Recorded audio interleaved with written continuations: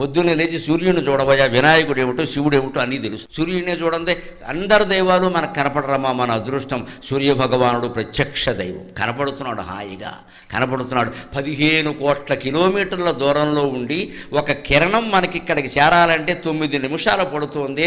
అంత 9 నిమిషాల్లో కొన్ని కోట్ల కిరణాలని భూమండలానికి అందించి భూమండలాన్ని అంతటినీ తేజోవంతం చేస్తున్న సూర్యుడికి ఎన్ని నమస్కారాలు చేస్తే రుణం తీరుతుంది.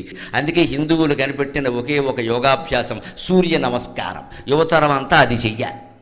జమ్ము కాదు పనిలే. డాబా మీద సూర్య నమస్కారాలు చేయి. అది కొనడు, 4 యంత్రాలు కొంటాడు, పైకి లేపుతాడు, కిందకి తీస్తాడు, 4 రోజులు వాడతాడు. 4 రోజులు అయ్యాక దాని మీద తువ్వాళ్ళును బనీన్లు ఆరేస్తాడు.